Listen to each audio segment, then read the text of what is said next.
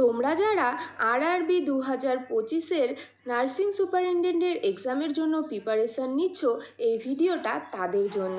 আমাদের হাতে মাত্র 15 দিন। এই 15 দিনের স্টাডি প্ল্যান আজকের ভিডিওতে আমি তোমাদের সাথে শেয়ার করব। এই 15 দিনের মধ্যে নিজেকে কি করে সর্বোচ্চ রেজাল্ট করা যায় সেটার জন্য প্রিপারেশান করাবে। এই স্টাডি প্ল্যানটা কিন্তু তোমরা সকলেই ফলো করো।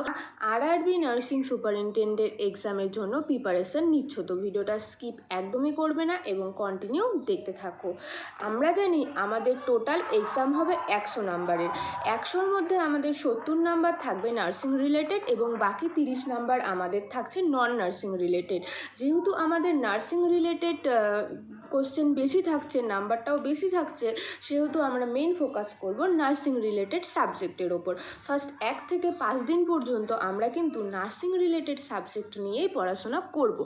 1 থেকে 5 দিনের মধ্যে আমরা নার্সিংয়ের যেই সব সাবজেক্টের উপরে ফোকাস করব সেগুলো হলো fundamental of nursing, medical surgical nursing, obstructive and gynaecology, paediatric, psychiatric এবং কমিউনিটি হেলথ নার্সিং, তার সাথে ফার্মাকোলজি অফ নার্সিং।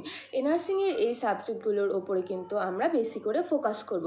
তার সাথে আরও একটা ট্রিক তোমরা ফলো করতে পারো, যেগুলো হচ্ছে প্রিভিয়াস ইয়ারের যে কোশ্চেনগুলো রয়েছে সেগুলো কিন্তু সলভ করবে। সেগুলো তোমরা সলভ করলে দেখতে পারবে যে 2015 এবং 19 দুটো কোশ্চেন পেপারের মধ্যে কিন্তু কিছু সিমিলার টপিক এবং সিমিলার কোশ্চেনও রয়েছে। সেগুলো দেখবে যেই সব টপিকগুলো তোমাদের সিমিলার মনে হচ্ছে সেই টপিকগুলোর উপরে কিন্তু বেশি করে ফোকাস দেবে। সেই টপিকগুলো একটু ডেসক্রিপশনে পড়ে নেবে, সেগুলোর থেকে আরও কোশ্চেন আসতে পারে। তো সেটা তোমরা করে নিলে 1 থেকে 5 দিন পর্যন্ত। 6 দিন থেকে 10 দিন পর্যন্ত তোমরা কি করবে, নার্সিংয়ের সাথে সাথে নন নার্সিং রিলেটেড কোশ্চেনগুলোও তোমরা সলভ করতে শুরু করবে। নার্সিং রিলেটেড সাবজেক্ট যদি তোমরা 3 থেকে 4 ঘন্টা করো, তাহলে নন নার্সিং রিলেটেড সাবজেক্টগুলো তোমরা 1 ঘন্টা করে রোজ করবে। তো তোমাদের নন নার্সিং রিলেটেড সাবজেক্টের মধ্যে প্রথমেই রয়েছে জেনারেল অ্যাওয়ারনেস। জেনারেল অ্যাওয়ারনেস তোমরা সলভ করবে, যেমন জিকে করবে, কারেন্ট অ্যাফেয়ার্স করবে, তার সাথে সায়েন্সটা দেখে নেবে।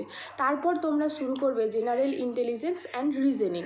রিজনিংয়ের যেই সব কোশ্চেনগুলো আমরা যদি রিজনিংয়ের ফার্স্ট টু লাস্ট ধরি, তাহলে আমরা এই 15 দিনে কমপ্লিট করতে পারবো না।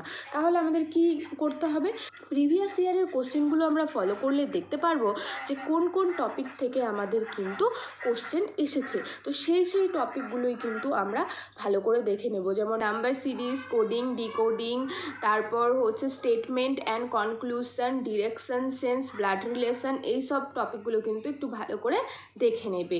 আমরা এটা কদিন পর্যন্ত দেখব, 10 দিন পর্যন্ত।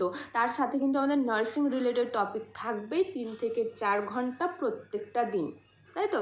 তারপর 11 দিন থেকে আমরা শুরু করব মক টেস্ট। রোজ কিন্তু 2টো করে মক টেস্ট দিতেই হবে। আর তার সাথে কিন্তু পড়াশোনাটা আমাদের কন্টিনিউ করতেই হবে। নার্সিং রিলেটেড 3 ঘন্টা এবং নন নার্সিং রিলেটেড 1 ঘন্টা, তার সাথে 2টো করে মক টেস্ট।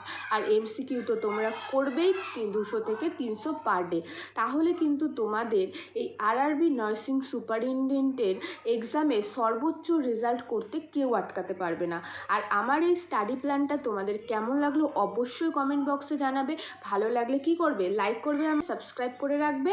আর ইম্পর্টেন্ট মনে হলে কিন্তু অবশ্যই বন্ধুদের সাথে শেয়ার করবে। আজকের ভিডিওটা এই পর্যন্তই। তোমরা সবাই ভালো থাকবে এবং সুস্থ থাকবে। নেক্সট আবারও দেখা হবে নার্সিং রিলেটেড আরও ভিডিওর সাথে।